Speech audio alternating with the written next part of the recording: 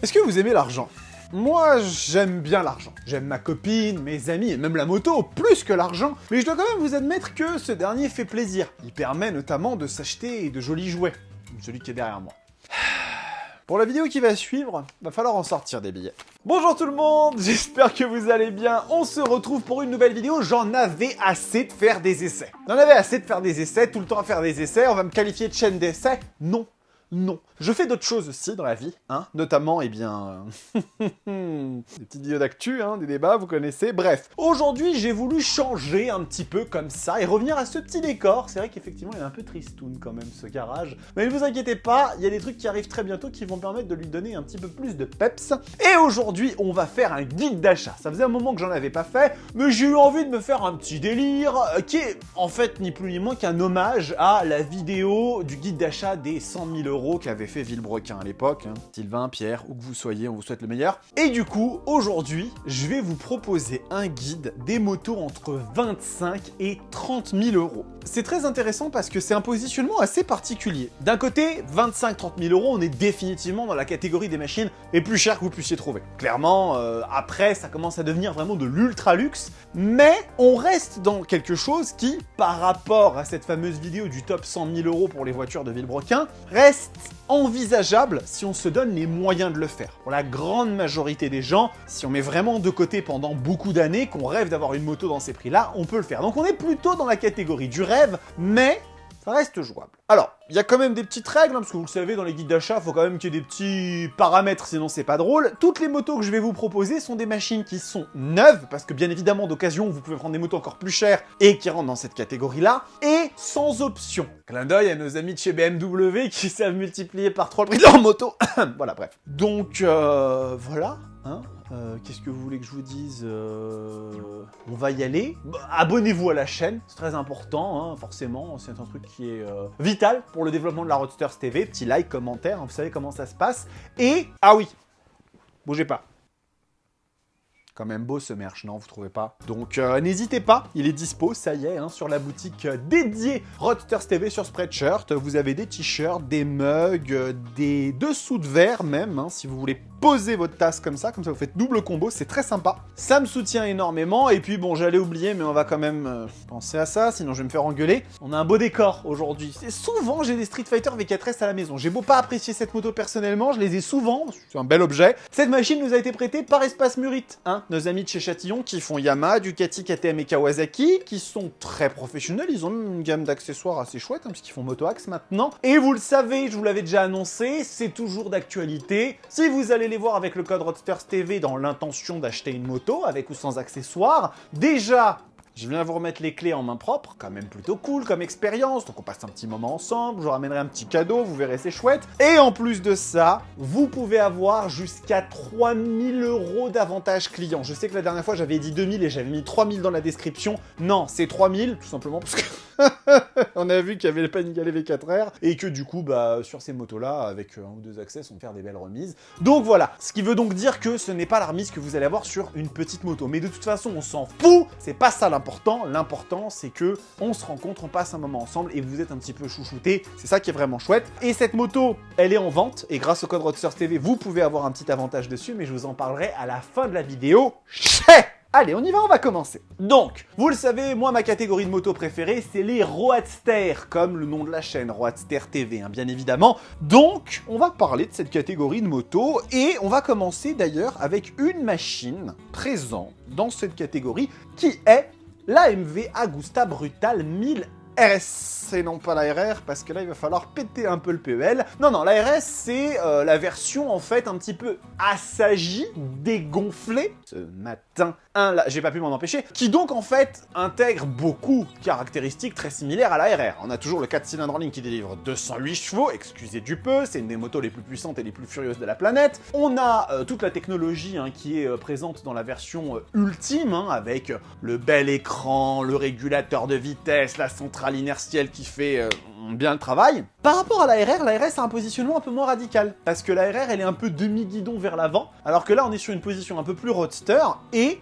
on a en moins, on va dire, les suspensions semi-actives, Öhlins, hein.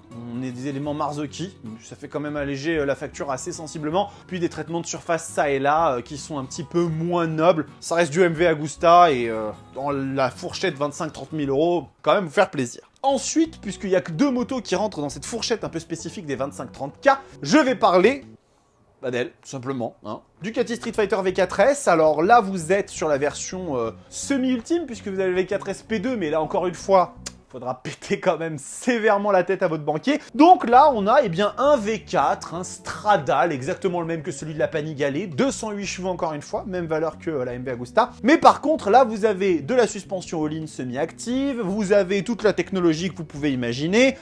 Bon, c'est une bécane extraordinaire. Moi, personnellement, j'aime pas. Je vous le dis, hein, je vais pas vous mentir, je n'aime pas la Street Fighter V4S parce que c'est une machine qui, pour moi, est creuse. En dessous de 6, 7, 8000 tours minute, il se passe pas grand-chose, j'aime pas trop le bruit, je trouve que le V4 sonne pas exactement comme moi, celui que j'aime, c'est-à-dire celui d'Aprilia. Par contre, attention, hein, quand on arrive à 8000 tours minute, ce machin, c'est une fusée, mais une fusée Ariane, avec un châssis hyper précis, etc.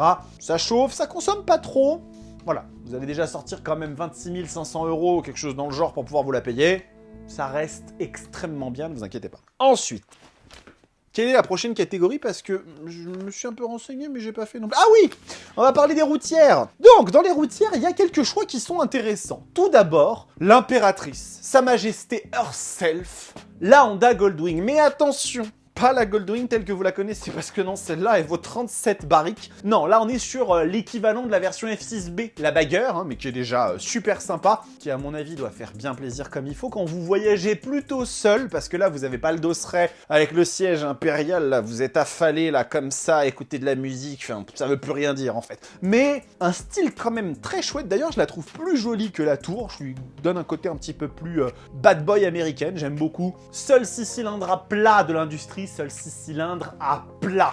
Le prochain qui me reprend sur les commentaires, qui délivre un bruit de Porsche en mode sport. Juste ça, hein. Une cathédrale gigantesque de 1800 cm3. Si je dis pas de bêtises. Mince, j'ai plus la cylindrée de la Goldwing en tête. C'est pas très important. Quantité de couple à arracher un arbre, même si c'est plus au service effectivement du côté voluptueux. Bref, c'est une machine exceptionnelle. Si vous voulez voyager dans les meilleures conditions possibles et que l'interfile n'est pas votre priorité, ça c'est bien ça. Hein? Ça c'est bien. Bon, il y a aussi un constructeur qui aime bien voyager, voyager princier, voyager rapide, voyager cher aussi, hein, BMW. On va évoquer la K1600 GT, la rivale ni plus ni moins de la Goldwing, mais dans l'interprétation BM.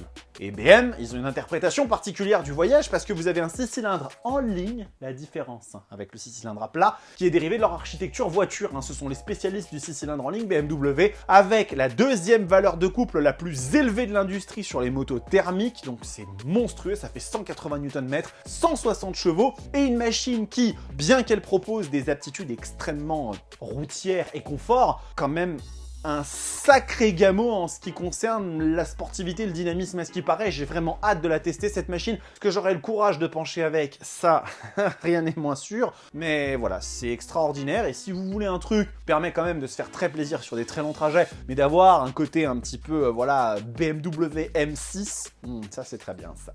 On aime bien. Mais vous pouvez voyager loin, mais être encore plus énervé. Ah oui, il y en a un qui a pensé à vous, c'est Kawasaki. Avec la H2 SX SE, et oui, moto que j'ai essayé il n'y a pas si longtemps que ça et qui fait très très mal. Alors elle fait mal au portefeuille, hein, parce qu'elle coûte quasiment 29 000 €, donc il faut l'argent, mes bons amis. Hein. Mais par contre, on est sur un 4 cylindres compressé qui sort 200 bourrins et 210 avec l'air forcé, soit les valeurs de feu la ZZR 1400, qu'elle remplace hein, d'ailleurs, hein, cherchez pas, c'est la même. Avec des suspensions semi-actives, avec un régulateur de vitesse adaptatif, un écran où vous pouvez installer les applications. C'est un délire la H2 SX SE véritablement, et en gros c'est la version un peu moins sportive et plus évoluée technologiquement de la Yabusa, la nouvelle, hein, qui elle pour le coup va vraiment plutôt chercher cette âme encore missile atomique avec moins de techno, même si elle est bien équipée, mais la H2 SX en termes de modernité, elle pue pulvérise le Faucon. Voilà, c'est extraordinaire, et si vraiment vous voulez le summum de ce qui se fait en termes de long cours, mais très énervé, de SXSE, vous pouvez pas vous tromper. Ensuite, on va évoquer une catégorie dont je parle pas souvent sur cette chaîne, les customs. Et ouais, parce que des customs à quasiment 30 000 €, il y en a. Il y en a. Bah, toujours BMW, hein, avec la R18 100 ans, qui est sortie l'année dernière pour les 100 ans de BMW. Donc en gros, vous connaissez peut-être la R18, c'est le plus gros boxeur que BMW n'ait jamais fait, hein. C'est un machin qui fait des milliards de centimètres cubes de cylindrée, qui a plus de couple qu'une Hayabusa, c'est n'importe quoi. D'ailleurs, la version standard est disponible en permis A2. J'imagine trop le mec qui achète une R18 en permis A2, ne faites pas ça, hein. C'est une connerie. Donc là, la version 100 ans, ils ont vraiment fait les choses très bien, avec du chrome de partout, les fameuses options 719 de chez BMW, avec le beau cuir, avec des petits détails, des attentions à droite, à gauche, de partout, et des assistances électroniques, parce que c'est quand même BMW, donc on fait un petit peu dans le vintage, mais avec un côté quand même très moderne. Donc on a de la marche arrière électrique, ce qui n'est vraiment pas si mal sur une moto de ce poids-là. On a des poignées chauffantes, on a de l'assistance au démarrage en côte, enfin voilà, elle est très bien dotée. C'est vraiment un truc qui est fait pour rouler différent, je le cache pas, mais il y a un charme. Alors je sais qu'il y a certaines personnes qui disent que commercialement parlant, ça a peut-être pas été un si grand succès que ça. Je me suis pas entretenu avec les gens de chez BMW pour leur poser la question, ça a quand même un certain charme. Elle existe en version B, R18B Bagger, avec une grande tête de fourche. Ça peut être aussi sympa si vous aimez le côté un peu plus voyage, mais pas à vous en prendre plein la quiche, et surtout quand vous tournez la poignée, à ne pas perdre vos dents sous la pression, ça peut être pas mal. Donc ça, c'est quand même assez cool. Alors, comme j'avais pas assez de vous parler d'un truc inhabituel, je vais vous parler d'un truc encore plus inhabituel sur la chaîne, une Harley. Eh ouais, Harley-Davidson Breakout 117 2024. Alors là, vous êtes dans la même filiation que la R18, hein, c'est exactement le même truc. Et eh bien, on est sur un moteur encore plus gros que celui de la R18, 1923 cm3, le fameux Milwaukee 117. Bon, Harley, ça reste quand même une putain d'institution avec des motos qui sont très caractérielles, et c'est vrai quand même très charismatique, même si vous êtes gagné à la cause de l'Europe ou du Japon, des motos sportives machin. Franchement, qu'est-ce que c'est joli quand même cette bécane. Alors forcément, hein, c'est une enclume, ça pèse dans les 300 kg le machin, il y a du chrome de partout, mais j'aimerais bien rouler un truc comme ça, un de ces quatre, d'autant que là, on est quand même sur des quantités de couple qui sont abominables, hein. Ça fait 168 Nm le machin, dans un style qui est très particulier, avec un soin du détail, de la finition qui est à tomber. Ouais, quand même, hein, moi j'aime bien cette moto, je la trouve jolie, et peut-être qu'un jour je pourrais vous la proposer à l'essai. Dites-moi si ça vous intéresse dans les commentaires justement d'avoir un essai de HD 1 de ces 4, j'en ai jamais fait. J'ai aucune Harley Davidson sur la chaîne, il est peut-être temps, 2024, c'est l'heure de la révolution. Et pour finir, on va parler d'une custom, pas vraiment, on va parler plutôt Power Cruiser. Vous voyez où je veux en venir? Ducati Diavel V4, et oui, parce que ça fait très plaisir aussi les amis. Donc là aussi on retrouve un V4 comme celle-là, mais c'est pas le même, c'est le Gran Turismo de la petite sœur Multistrada, qui sort 168 chevaux, 167, 168, 167. Tu vas réviser tes chiffres. Quantité de couple phénoménale, une finition magnifique, même s'il y avait 2-3 trucs qui me gênaient un petit peu sur la machine, mais bon, quand même, cette intégration des feux sous la selle arrière, la quadruple sortie d'échappement, c'est n'importe quoi. Alors, ils en ont déjà sorti des éditions limitées dans tous les sens, hein. Bentley, Lamborghini, des motos qui coûtent... je vais même pas savoir. Mais celle-là, elle est à 27 000 et quelques euros, et je trouve que c'est quand même sacrément cool de rouler en Ducati Diavel V4. En plus, c'est une machine que j'ai trouvée plutôt facile quand je l'ai essayée, plutôt agile, plutôt dynamique. Franchement, oh ouais, si j'avais l'argent, ça me ferait plaisir. Vous avez aussi les X Diavel, qui elles sont vraiment pour le coup plus typées custom, parce que vous avez vraiment les jambes comme ça, là, vers l'avant, et qui reprennent le Testa Stretta bicylindre. Donc si vous aimez le côté à l'ancienne Ducat, ça peut être aussi sympa. Elles sont à peu près dans les mêmes prix. À voir, moi je prendrais peut-être plutôt la nouvelle, mais c'est vous qui choisissez. On va faire un petit tour du côté des trails, et sachez-le, ou sachez-le pas, que dans cette gamme de prix, sans option, il n'y a qu'une seule moto. Alors que c'est un marché super florissant, une seule bécane, toujours chez Ducati, la Multistrada V4 Rally. Fallait que je vous en trouve une, je vous en ai trouvé une. Les V4, V4S sont moins chers, la V4 RS est horriblement plus chère, celle-là elle est pile dans le prix. Qu'est-ce qui fait qu'elle coûte cette somme? V4 Gran Turismo 170 chevaux, ça abîme bien comme il faut. Suspension semi-active, écran de fou, technologie de malade, bon c'est du très lourd, hein.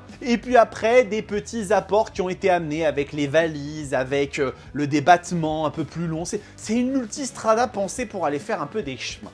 Voilà, c'est comme ça que je pourrais la définir. N'allez pas vous imaginer que vous allez pouvoir foutre votre nez dans les ornières ou dans des choses comme ça avec une bécane de ce poids-là, parce que c'est très très lourd. J'aime bien l'idée, quand je l'ai testé, je l'ai trouvé un peu déluré, un peu bonne à tout faire. Franchement, partir en voyage avec un truc comme ça doit être sacrément chouette. Et si vous avez le budget, une V4 Rallye, ouais, pourquoi pas, ça se fait. Ça se fait bien, ça se fait bien. Allez, on va conclure ce guide d'achat par une catégorie qui me semble logique quand on a autant d'argent.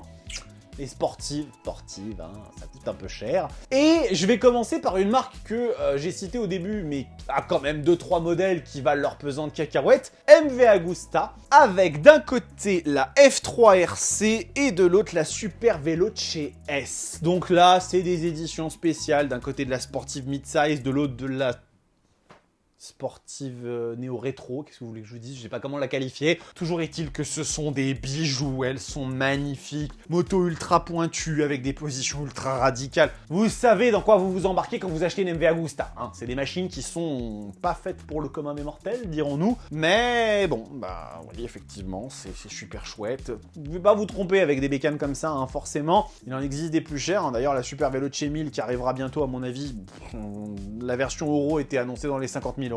Voilà, hein, si vous avez un peu moins de 30 000 balles, vous pouvez vous payer l'une ou l'autre. Et pour finir, je vais vous citer comme ça pêle-mêle plusieurs sportives qui sont un peu toutes dans ces catégories-là. Vous avez notamment la Kawasaki ZX-10 RR, qui est une version un peu spéciale piste et qui, à mon avis, ne vous donnera pas vraiment votre valeur si votre objectif c'est pas de l'emmener sur circuit précisément, parce que les différences avec une ZX-10R standard ne sont pas si nombreuses. Il n'y a pas de suspension semi-active comme c'est le cas des fois dans les déclinaisons un peu premium des hypersports. C'est vraiment un truc particulier avec du travail qui a été fait sur le moteur, sur certains alliages pour la rendre encore plus incroyable sur circuit.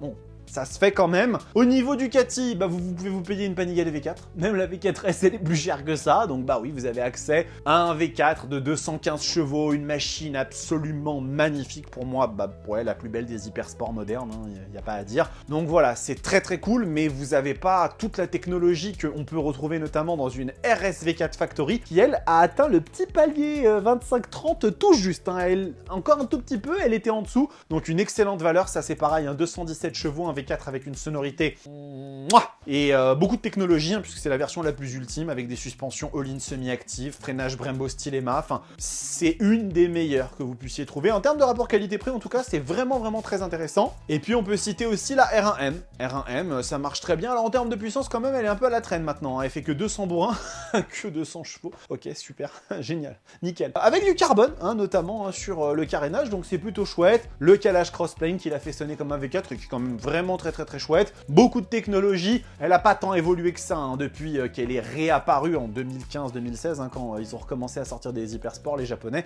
Donc bon voilà, après c'est à vous de voir. Toutes ces machines sont extrêmement bonnes et elles font partie de ces bécanes qui coûtent dans ces prix-là, hein, les versions premium des hypersports. Vous ne pouvez pas vous tromper quelle que soit la machine que vous prenez. Et bien voilà, hein, ce petit guide d'achat est terminé. Je sais même pas combien de temps il a duré. Ça fait combien de temps qu'on tourne là? Et ben ça fait 22 minutes, donc à mon avis la vidéo va être entre 16 et 18 minutes, ce qui est plutôt cool, je suis content. Dites-moi ce que vous en avez pensé dans les commentaires. Alors bien évidemment, ça n'a pas une vocation à être extrêmement utile. Là, on est plus là pour rigoler. Si vous aimez ces guides d'achat et que vous en voulez d'autres, vous me direz les catégories qui pourraient vous faire plaisir. 5, 10 000, 10, 15 000, voire peut-être même, j'en sais rien, encore plus si vous voulez que je vous parle de motos totalement folles à 30, 40, 50, 100 000 euros. Vous me direz dans les commentaires ce que vous en pensez. Vous êtes resté jusqu'à la fin de la vidéo? Et bien tant mieux parce que je voulais vous en parler. Cette moto, si vous allez voir Espace Murite avec le code Roadsters TV, vous pourrez l'avoir à 21 500 €. Ceci est une Ducati Street Fighter V4S qui a 6000 km au compteur. Elle est